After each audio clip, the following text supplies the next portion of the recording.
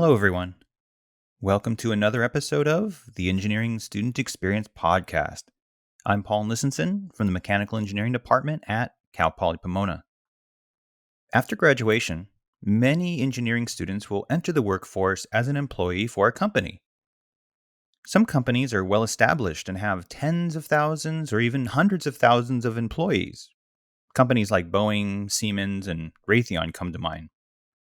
Many other companies are quite small and may have less than a dozen employees. It's fairly common for engineers to work at several companies throughout their careers as they chase promotion opportunities, try to increase their income. Perhaps they want a corporate culture that better suits their personality and lifestyle, and, well, there are many other reasons. But where did all these companies come from? Most companies start out fairly small and over time may grow to be larger. They may stay small or they may fail. In order for the company to survive, the founders of that company have to wear many, many hats. Not only do the founders have to develop a product or service that customers are interested in, but they also have to handle the company's finances, including raising money from individuals, banks, and other entities. They have to constantly find new potential customers and collaborators. They have to hire employees, and so on. Well, joining me today to discuss what it's like to start a company is Isabel Gutierrez, who is the founder and CEO of Vistendo. Isabel describes Vistendo as a company dedicated to ending the suffering related to untreated brain dysfunctions, including brain injuries and mental health disorders. The technology developed by Vistendo helps to detect concussions and monitors those who are injured to prevent serious injury and long-term suffering. Isabel started her company while still pursuing a bachelor's degree in mechanical engineering at Cal Poly Pomona, which she ultimately obtained in 2019. Although starting a business has the potential to be very rewarding, both personally and financially, most engineering programs don't prepare students to start their own business. And as you'll hear in a few minutes, Isabel had to learn about many areas that were completely unrelated to her college coursework. During the interview, Isabel describes what it was like to go from just having an idea for a product as a college student to eventually forming a company and growing it over the past few years. We also talk about the time demands required to run a startup company, the importance of people skills in the workplace, and for finding investors and partners. We talk about the traits of successful leaders and many other topics. Now, someone who starts a company is taking a significant risk. That person may spend years pouring their blood, sweat, and tears into trying to grow their company, only to see it fail in the end. Financially, that person would have been much better off taking a job at an established company and earning a steady income. But just because the company failed doesn't mean the person who attempted the company is a failure. As Isabel discusses toward the end of the interview, she has learned a lot about a wide range of fields and has developed important skills that will benefit her for the rest of her life. It takes a certain pioneering spirit to start a company, and it's certainly not for everyone. Personally, I much prefer the stability of my government job. As an employee of the state of California, I'm not going to become super rich, but I'll make enough to be comfortable, and I should have a decent pension in about 20 years or so, and it's fairly safe to assume that my employer will still be around until the day I retire one day. So even though I'm not brave enough to start a company, I'm really glad there are people out there like Isabel who are taking that risk. They push society forward, which ultimately benefits us all. And now, let's hear from Isabel Gutierrez. I hope you enjoy the conversation.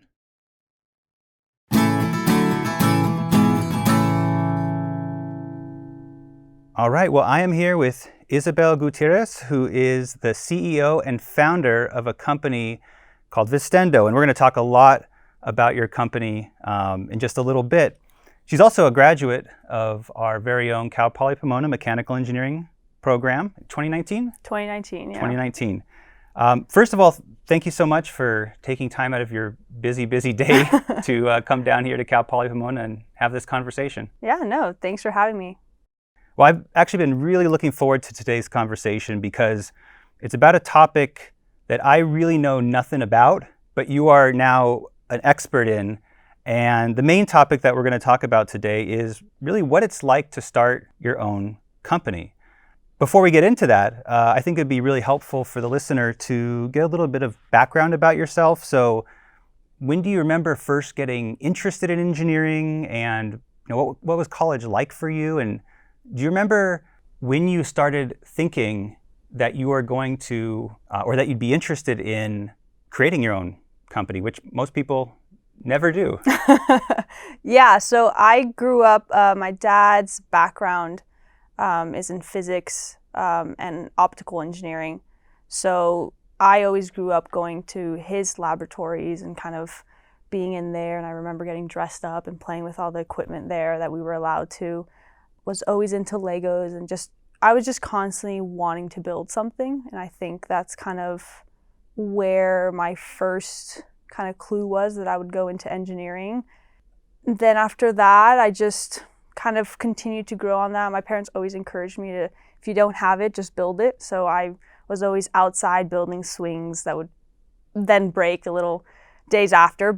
And then in high school, I kind of started to realize that I really just kind of continued to enjoy building something. And then my dad mentioned engineering, and I was like, oh yeah, that sounds perfect. And I remember actually coming to Cal Poly Pomona for like one of those tours that you can do. And that's kind of where I fell in love with really mechanical engineering as itself, and also the school.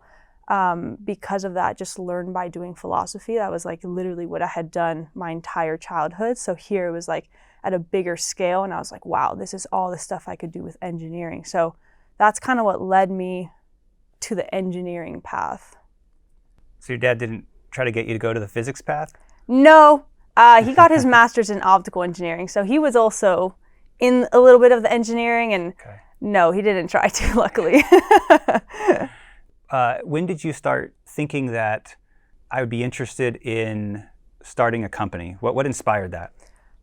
Yeah, I mean, growing up, I always had a lot of drawings of that I was going to start a car company, I remember, but that was quickly forgotten, or just I never really took it that seriously.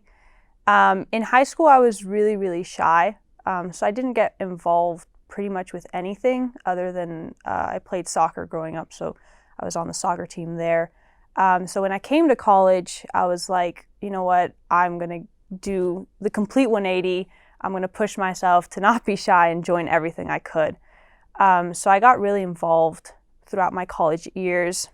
And that kind of, I remember my third year, I was finishing up my third year, and I was trying to figure out, okay, what can I do next in terms of getting involved or something like that. At that time, I was president of ASME. I was chair of the ASME engineering festival that the national organization puts on. I was part of the robotics rally. So I was doing a ton of things, and I was trying to figure out what next. At the time, I was also working at the gym. So I was working as a first responder, and I realized that I really loved kind of that responding and that kind of medical small training that I had participated in. So I was kind of figuring out, like, how could I combine these things, or am I going to leave those things behind and just focus purely on engineering? And then I remember I was kind of on the field one of my shifts, and I was like, no, like, there's really nothing technology-wise to help me when I have to figure out what's wrong with with someone.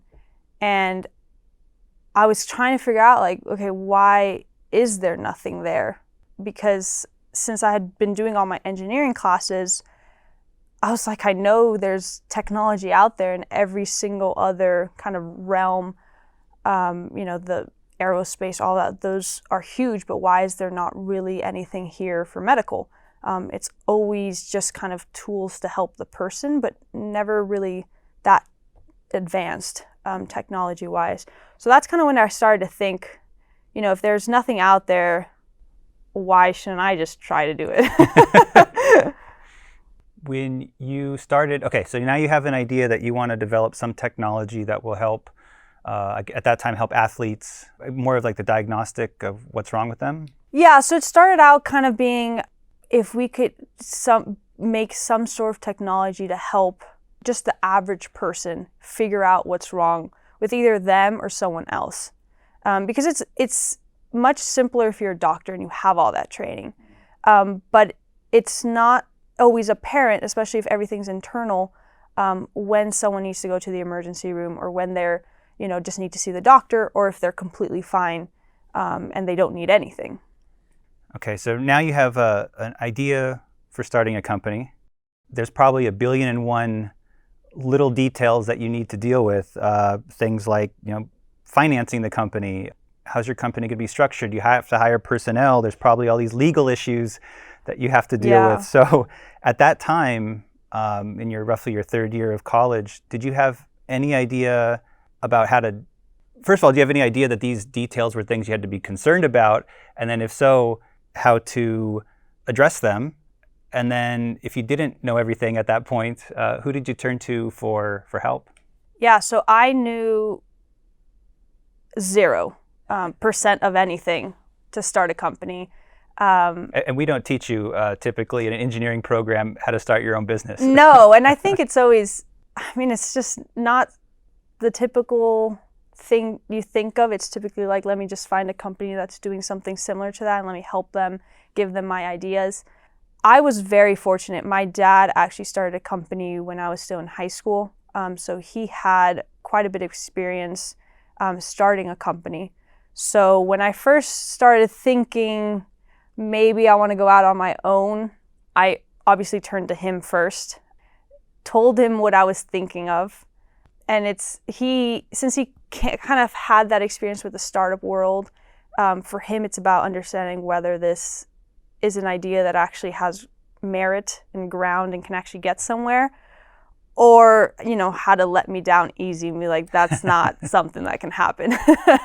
I always say he's my toughest critic, but he really teaches me a lot. So I turned to him, kind of told him what I was thinking, and he actually really understood it, because the more I talked to him, the more my idea kind of clarified into what it actually became when I actually founded the company. In high school, my sister suffered a concussion playing soccer. I was actually there on the sidelines when it happened, and she got hit on the back of the head, right where the neck and the head meet. She went down for like 30 seconds, got up, and we were all like, okay, she's good, like, oof, all right. And it took us quite a bit of time to figure out she actually was suffering from a pretty bad concussion. She was complaining of headaches and stuff like that, but, our typical response is, yeah, of course, you got nailed in the head. That's what's going to happen. Like, your head is obviously going to hurt. So it wasn't until there was like a test or SAT that she took that she scored like very close to 0, which had you just had had you not even studied, you still would have gotten higher. And she was really confused about it. So we ended up finally taking her to the doctor, and that's when they told us. So my dad had that experience, and so he understood personally the importance of what I wanted to figure out, and he was agreeing with the same thing. And that's when he introduced me to his business partner, and he's like, if you can convince him, then you have something here. So I started to talk to him about it, and he also understood what I was trying to do and really connected with it. And so that's when I decided, I have something here, so I'm gonna start this. When I first started out, I will say I was really cocky. I was like, how hard can it be? It can't be that hard. Quickly figured out in a couple months that it was insanely hard, because I was entering into the medical world that I knew nothing about. That was kind of my first step, even before actually going into the legal and figuring out how to start this business, is understanding a little bit of this world that I knew nothing about, and understanding if this technology was something that could actually help, or was there something out there that I was missing. So I actually read a ton of papers. I would read a couple a day about anything and everything I could about concussions, and how to detect them, and what technology was out there, what studies were being done. And then I would accumulate all the people that wrote these articles, and I would reach out to them. Just cold emailing, cold calling, hoping to get back responses. little by little, I got a couple responses and had conversations with these individuals and really experts in their field and understanding firsthand what they were dealing with. How do these concussions come about? What's so hard about diagnosing them? And could my idea help them and help these patients? So it was a lot of reading, a lot of talking to people that were experts, really. And then I could start to think about the legal and the business and the financial side of this business. And these were all like peer-reviewed journal articles that you're reading? Yeah, basically researchers. Not just some like blogger. No. So site. these, these were the peer-reviewed and research doctors that were essentially announcing the results of their studies that I would read.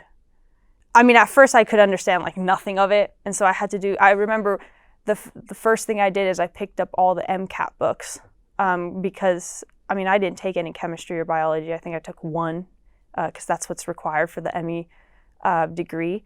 So I picked up all of those and started reading them and studying like I was studying for the MCAT just to understand the background because, doctors don't talk in a way that, these were researchers, so they were talking about stuff that was very common knowledge to them, and I had to kind of beef up my medical knowledge in order to understand what they were telling me, which is very difficult at first. Yeah, especially if you haven't had the background in, like you haven't even taken the basic courses. No, yeah. Yeah. So, and for the listener out there, MCAT is a test that you take if you want to go to medical school. Yeah. So, wow, so maybe you could have entered medical school.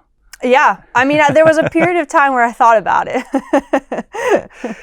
but I like the engineering side a little too much for that. So you have an idea, you think it has a shot, but for any new business, you need to have money, some initial capital, probably capital as you go along, as you're beginning out, as you're starting out. So did you turn to, how did you attract investors? Did you have to make like a lot of business pitches to people? Did you have to go to a bank to try to get a loan? Did you rely on family members? Yeah, so I started all this in January 2018. I spent up until I think like August just researching, figuring out, talking with doctors. And then like August to like October, really going more into the technology side of what we can creating a very, very rough prototype, and then doing all the legal stuff. The legal stuff is, I would say, the simplest, just because it's registering your name of your company, figuring out what in the world that is, just figuring out what type of corporation you're going to do, where you're going to establish it, setting up a bank account, and that's pretty much it. So I read a little bit of how to do that. I was able to ask my dad, and at that point, I had convinced him and his business partner to join me too, with some of their time, which helped a lot. And then they sat me down and said, as CEO, your main priority is to get money, because there is no company without money, which was illuminating for me because I was really excited about the engineering side and the medical side, and I was like, oh, okay, great. You thought you were going to be working in some lab somewhere. Exactly, connecting things together. Yeah, and I still did a lot of that, but the main priority for me was to figure out how to get money to actually get this off the ground. So I started talking to literally anyone that I could think of that could give me like any amount of money. So I talked to professors, I talked to family, friends. I talked to like literally anyone that I think could give me just a little bit of spare change. I would go with my little really rough prototype. Looking back, I have no idea how I got money for it, but we've come a long way. What was the prototype of? So we had created a device that would be used by athletes right on the field to detect concussions. So it was about a 30-second test, essentially mimicking kind of like a virtual reality headset. That's kind of what it looked like a very rough version. It was huge. I remember it, and like had to be connected to this like gigantic laptop. And so that's essentially was our core idea, is to be able to create a concussion detection device that could be used right on the field, regardless of the weather and regardless of your medical training or not. So that's what the idea that I pitched. My days literally became, I was still going to school at the time, so I was still doing school while writing all these pitches, while trying to continue the production of this prototype and learning all the medical stuff. So it was a very interesting time. And then slowly by slowly, I got a bit of money from a couple individuals that could spare it. And as a startup, you essentially stretch this money as far as you can to make as much as you can with it, and then go on to the next round.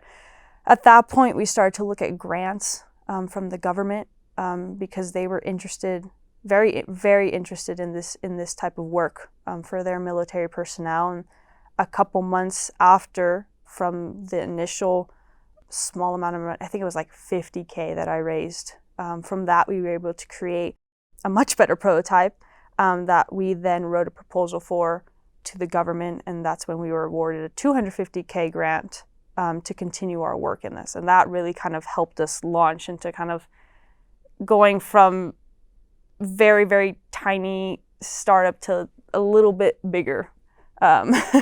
With that money, we were able to finally get our first employee to work with us. So we went from like no one to just like one or two, which was at that time just an enormous relief for me, just because I could kind of offload a little bit of the stuff I was doing. How many employees do you currently have right now? So right now, we are about 10 to 13. Okay. How many of those are engineers?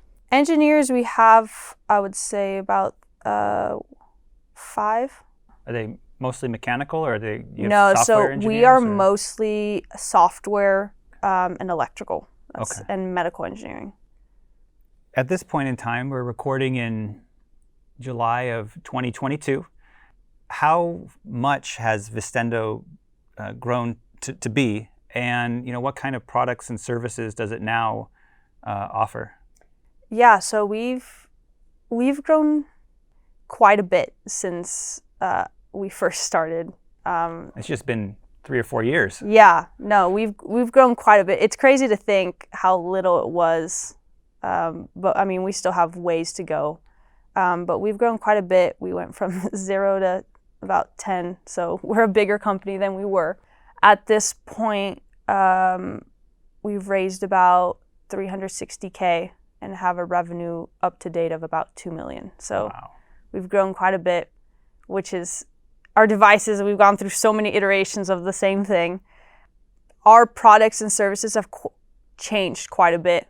I mean, it's really a learning curve, because a big part of doing a startup, especially when you have something like a product to consumers, is you have to figure out what they actually want. And I think that's one of the most important things, because you can think it's great, but if you can't sell it, then it doesn't matter how great you think that is. So we've gone through a lot of iterations, but we essentially have a device that detects if someone's suffering from a concussion, and then we have a mobile app that collects information on how that person is feeling. So we kind of want to have a whole kind of encompass everything that a person is going through, not only physically through physical symptoms that our device can capture, but also emotionally and mentally what they're outputting as well, because that's just as important, especially for concussions. And also, we're really focused now on concussions and concussions that, mental illnesses that are caused by these concussions. So that's primarily what we're focused on, and we're developing this technology for military service members and also athletes as well. I was going to say, the last 10 years, especially in the NFL, has been a huge focus on concussions, way more than when I was growing up. Mm-hmm. And so, I mean, I don't know what technology they use, or if any at all, when they do those concussion checks on the field, but that just seems like it has enormous potential. Yeah. So, I mean, the big standard for, especially for professional sports, is they'll have neurologists and and physicians and all sorts of medical personnel out there. So they're the ones in charge of diagnosing this concussion. But the very, I would say, interesting but also bad thing about concussions is that there's no gold standard. So unlike every other injury out there, there's not something that if there's not a test out there that if you fail, it's 100% sure that you have a concussion. Concussions can appear with so many different symptoms for a specific person, and also it doesn't super matter on the velocity of that hit that you could or could not have a concussion. So there's so many things at play, specifically with concussions, that it makes it one of the hardest things to detect for every individual. Well, and I guess like what you were just saying, the NFL, I mean, has millions and millions of dollars to hire some of the best, or employ some of the best, neurologists or doctors. But maybe a high school football game, they're not going to have access to the same level of quality of care. So yeah, having any kind of device that can help people determine whether or not a concussion has taken place could help out. Yeah, the vast majority of cases where a concussion might happen, which is high school sports or Yeah, I mean, concussions are also very serious, especially for young developing bodies. There's something called a second impact syndrome. Essentially, if someone suffers from a concussion and they have no idea and they get hit again before the brain has a chance to recover, it can have very severe repercussions for that person that can last them a lifetime. So yeah, for kids especially that are out there just having fun most of the time, some of them are thinking professionally. For the majority, it's just about having fun and getting that exercise. Something as serious as a concussion can really have lifelong effects that they really shouldn't be suffering from. So you were mentioning that your company has a ways to go into the future. Is there anything you can share with me about where you envision the company to be in, let's say, 5 or 10 years? Yeah, so I mean, my main goal for the company is really for everyone out there, for every single family, to have one of our devices at home. And if any hit happens to the head, whether your toddler falls down or your 10-year-old kid suffers a hit from a baseball to the head, that parents are able to really just use their device 30 seconds and kind of figure out what their kid needs. There's so many people that are uninsured out there that are spending millions every single time they have to go to the hospital. And even if you do have insurance, you're still spending thousands. So just having that security of being able to figure out if your kid's okay, and if they're not, you can go get them the help they need, and no kid has to really suffer silently, especially. So if you said about 10, 13 employees right now. So if you took me on a tour of your offices in Arcadia, what would I see these employees doing? What would the engineers be doing on a given day? Yeah, so actually a lot of the people that work at Vistendo are all remote. So our office is very tiny still. We don't have that big of an office. We have people working for us all the way in India to Boston, to many different places. So yeah, the engineers that we primarily have are going to be software engineers. So you'll see them just working endlessly on long lines of code for our devices and our technology. And but if you were to walk into our office, we have a lot of, I would say, machines. So we love 3D printers. I have a big background in 3D printers, especially. So I've always been a big fan of them. So we have a lot of 3D printers. We have a whole bunch of environmental testing machines as well, for thermal testing. And yeah, it's really a workshop. So I mean, we still create our devices in-house. We do work with production houses for certain parts, but we do assemble in-house. So we have kind of a whole assembly line set up too. One of the traits that every engineering program really hopes to instill in the graduates of that program is lifelong learning. And even before you got out of the mechanical engineering program, you're already going into medical papers, a field that you're completely we didn't prepare you for, and you were able to not only read the papers but feel confident enough that you understood them well enough to then go follow up with the authors. What I'm wondering is, what other skills besides the business and the law and the medical, as you've already mentioned, what other skills have you picked up along the way? Maybe skills that you could never have anticipated getting into. So for example, if you have this app and you want to have a really good user experience. So I don't know if that would go into the realm of psychology, but what other kinds of skills have you had to pick up along the way as you've grown your company? Yeah, I mean, I always said starting a company is like if you were to condense a year of college into like a day or two. It's so fast paced.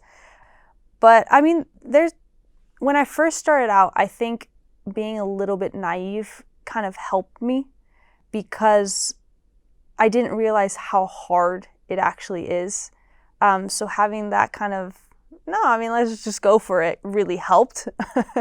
And I actually think Cal Poly Pomona actually really helped me too, because it was all learned by doing. So I was used to doing. So when I first started the company, I was just like, why not? Like, let me just do this. I mean, I'm already doing it in college. Like, let me just do something else a little bit outside. How hard can it be? And then along the way, it was really, I think one of the big skills is just kind of people skills. I think that's one of the most important things, regardless of what industry you enter, is really building those connections, because you never know, where they can pop out later on or be helpful to you. And I always thought, if you're always 5 connections away from the person you really want to talk to, and if you can build so many connections, then you can pretty much network your way into meeting, that one person that you really want to meet in your life. So I think people skills was the big thing. And then I think a lot of financial understanding as well. In the engineering world, I mean, it helps in college where you don't have a lot of money, so therefore every project you make, you're trying to do it as low budget as possible, and that really helps in a startup because you don't have millions of dollars. So it's similar to college in that way. But that helped, is understanding kind of the financial aspects that go along with starting a company. Yeah, and even psychology, I learned a little bit about that because it's really understanding, how the brain interprets different things, and also, the customer psychology. What are they looking for? How much can you price your stuff for before people, are going to walk away? And I think a big part of my job is pitching. So I had to learn how to give presentations to all sorts of different types of people, whether I'm talking to a customer, an investor, which is most of my time, or just the doctors, as understanding, what they want to hear and articulating my point very crisply, very quickly, because a lot of these people just don't have time. It's just elevator pitch. Yeah, elevator pitch. It's a real thing. It's just you're constantly working on refining that. I try it out all the time. I'm always still constantly fixing it because you want to make it as clear as possible that every single person can understand. I think that's one of the hardest things is I can go on a tangent talking about the company, but if the hard part is saying it in less than 30 seconds. When you were developing your elevator pitch, are you practicing in front of a mirror?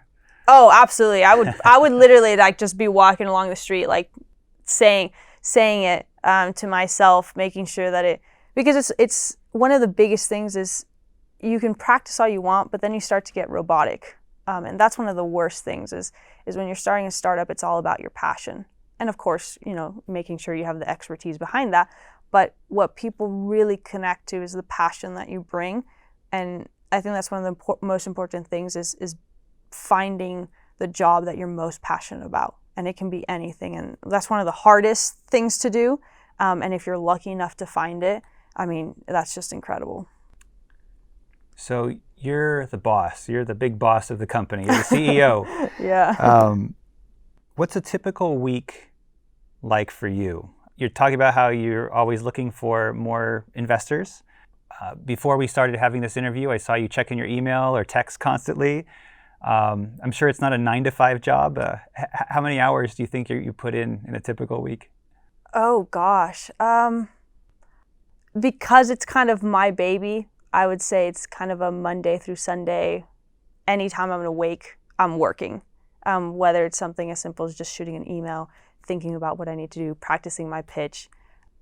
Oh, I don't know. I mean, even when I'm not on the job, I'm still on the job. So I would say like 24 hours, but I mean, that's just kind of unrealistic. I do take breaks. It's just kind of seamed into my everyday life, whether it's the weekend or the weekday. For me, there's no real difference. I mean, on the weekdays, I'm in the office more than the weekends. But for me, one of the biggest things that I love is my day looks different every single day.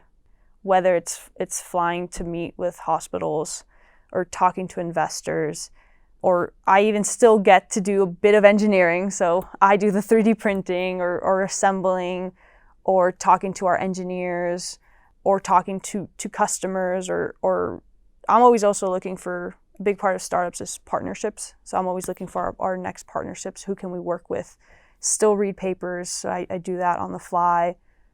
Because COVID has kind of gone down a little bit, I'm now able to go on business trips. So I go to the East Coast, or I meet with local government. So it's just kind of like, I would say, if I had to describe it, it's just meeting new people and talking to them every single day. I think that's the closest kind of schedule that I have. Totally understandable. Yeah. So you started your company sort of just before the pandemic hit. Now, it sounds like everyone was able to work remotely under normal times. Mm-hmm. So did the pandemic put some brakes on some plans that you had? And Yeah, definitely. So yeah, we started the company in 2018. I think at the end of 2019, we won our second grant with the Defense Health Agency. Looking back, I think that was one of the things that really helped us for the pandemic, or maybe it was 2020. 2019 or 2020, we won a grant that really helped. But it did, we were thinking of launching this service to help the youth sport teams out there have someone medically trained on the sidelines where there wasn't anyone there before. When the pandemic hit, since all sports shut down, we had to kind of pivot away from that and focus on other things as well. So yeah, I mean, financially definitely put a strain on us. You're trying to grow your business as fast as possible to make sure it doesn't sink. And so when the whole world is kind of shut down, you have to figure out a way to continue building your company as much as you could. And so what we did is we focused really on building our technology. And it gave us time to kind of sit back and breathe and think, how can we make this better while we wait? A lot of doctors were really busy. So that world was not something that, we had a lot of time to talk to. So it was just figuring out more what the customer wanted. That's what I spent most of my time is we have this time where everyone's at home and can talk. So let me talk to as many teachers, athletic trainers, any athletic personnel that I can think of to talk to and figure out, what they're looking for. And so that when we come out of this pandemic, we have a very clear idea of what they want. Because these individuals are like insanely busy when sports are happening. So since nothing was happening, it gave us that time to do that. To help make yourself a more effective leader, is there anything that you've done, like taken any courses or read any books that you thought were interesting? You mentioned how people skills are one of the most critical skills you can have in this particular role. Yeah, I think college really helped me become a better leader. I was very involved on campus. So I had those opportunities to lead in a club setting. I led, multiple events on and off campus at a national level and also college level. So I think that really gave me a good foundation of, what that type of leader looks like and what you have to do. And then I think, I was always involved in sports too. And I think that also kind of gave me a good foundation because, you're part of a team and you have to figure out how to lead in different scenarios. And then, when I started, I also was reading a lot of books on, like the typical how to start a startup. And a lot of that was also talking about how to be a leader and what that looks like. And I also started to talk to a lot of CEOs of real companies, established companies, and I would ask them a ton of questions too. And so I really got to understand what being a leader looks like. And I think one of the most important things someone told me is it's not really about being first and leading the pack. It's about being in the back and listening and guiding everyone to where you all want to go. And I think that's something that stuck with me throughout this whole thing is it's very easy to be the one leading the charge. It's much harder to pull yourself back, listen to what everyone's saying, and then with that guide the whole troop from the back. So you mentioned that you have talked with other CEOs as well. Based on your experience observing yourself and observing others who have been in a similar role, what kind of common traits do you see in people who are in your role? You mentioned how getting a lot of input from your employees and listening to them is important. What other common traits do you see in people who start their own companies and lead them? I think one of the biggest things is just their passion and excitement that they have for what they do. They're just so passionate about what they do, and you can really feel it when you talk to them that they love what they're doing. And I think that's one of the big things. If someone can get you excited, that's a good sign of a leader, because you immediately want to kind of follow them and be like, I want to help you with what you want to do. I think it's also a big thing that I've seen is just the confidence. They're very confident in what they believe they can do and how they can impact the world. And having that confidence, I think, just instills, I would say, a bit of peace and awe, because you really believe that they can do it because of just the way they talk and the way they're passionate. And I think the last thing would be they're just incredible listeners.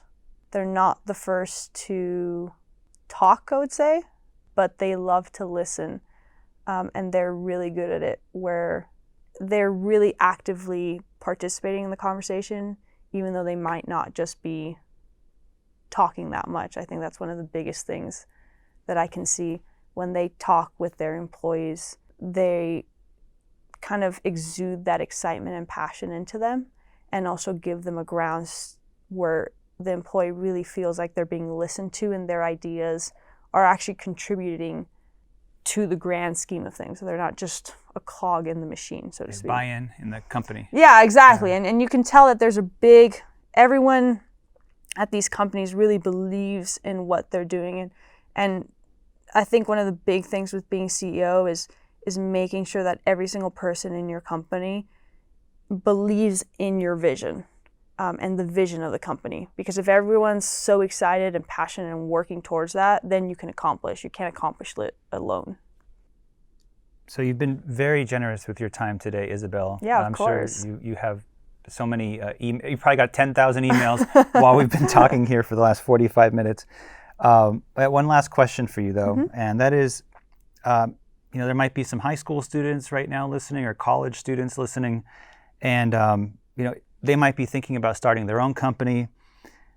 How can they better prepare themselves in high school or college to maybe start their own company?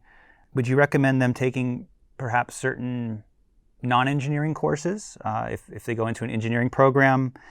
You've mentioned how being an officer in a club, ASME, had helped you get experience being a leader. I assume that you'd recommend joining clubs, or at least trying to take a leadership in some organizations or clubs. What advice in general would you give for someone who wants to start their own company one day? Yeah, I think you definitely should. If that's something that you're thinking about, I would really advise you to do it, because I think the experience you get from it, nothing is quite the same as doing it. Even if you fail, the amount that you've learned is insane, and it's always going to help you get to your next point in your life. But I would say start learning about, the realm that you want to enter to, whether it's, in the food space, in the athletic space, in the medical space, in the core engineering space, in the aerospace, whatever it's going to be, start learning about what's out there. Because one of the things you want to figure out before you invest your time is, has someone already done this? Because if you do, then it's a little bit more difficult. And then just get involved. See if you really like the idea of taking a leadership role in whether it's something as simple as a club, or maybe you just volunteer to be group leader in one of your projects, whatever it may be. See if you really like that, because it's not for everyone, but it could be something that you really love to do. And even if you are, a little bit nervous about stepping into that leadership role, just get involved at a very low level, whether you're just a club member or, and that will come with time. The more involved you get, that comes whether you want it or not. Sometimes you're just put in a position where you have the opportunity to get a little bit more involved. And I think, if you're in college and there's a class that, you've always been interested in, kind of the engineering and also the food space or maybe law, I would say you have the space to do that with your general electives.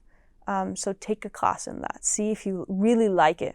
Because if you do, then that's worth kind of mashing, together. And I think just the main point of advice is don't be afraid to kind of create your own industry, so to speak, combine all your passions together. Because I've been lucky enough to do that. I've combined my love for sports, medicine, and engineering all into one, where I thought I would have to leave the two and just focus on engineering. So I would say, just combine your passions and don't be afraid to fail. You already have the no. The door's already closed, so you might as well try and open it. And you always learn from failure.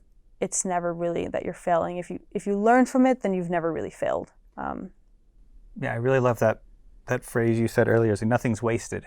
Yeah, exactly. You're going to learn 10,000 new things as you go along, which might, you have a company, and let's say after 3 years it doesn't go anywhere. Well, you've learned all these new skills, which, that might allow you to open a new company, or when you go, if you work in industry or something, you might be much more marketable. Exactly. Yeah, I've met a lot of people who, their startup failed. Some of them are doing a new startup from what they've learned before, and others have used that to get, a position that they've always dreamed of having.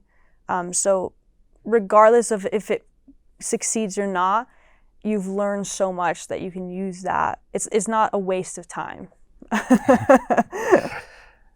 Well, thank you, Isabel, and I wish you and Vistendo luck in the future. Thank you so much.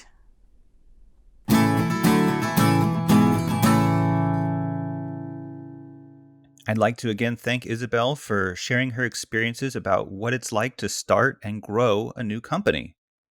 And I hope that you have a better idea of the challenges and potential rewards that await those who want to start their own company.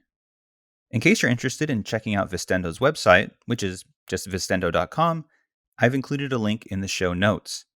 Isabel also allowed me to include her LinkedIn profile in case there are students or potential collaborators who are interested in learning more about her company. I have 2 quick items before I sign off today. First, I have a short story about Isabel. She was a student in my intermediate thermal fluids course as she was forming her company in fall of 2018. And after recording this interview, I found an old email exchange between us where Isabel was asking if she could be excused from a quiz because she needed to have a meeting with a potential partner. I ended up saying yes, so in some small, very, very minuscule way, I guess I helped facilitate the growth of her company. Right? Well, anyways, the last item before I go that I'd like to mention is that if you're enjoying this podcast, there are a few ways to support it. You can subscribe to the podcast using your favorite podcast apps such as Apple Podcasts, Stitcher, Google Play Music, Spotify, and many others. You can rate the podcast and leave comments on whatever app that you use to listen to the podcast. And finally, you can help spread the word about the podcast by telling your friends and family or anyone else that you think might be interested in this podcast. If you have any comments about the episode, feel free to email me at tesepodcast@gmail.com, and I'll place the email address in the show notes. I will personally read each email and try my best to respond to them all. Well, take care, everyone, and goodbye for now.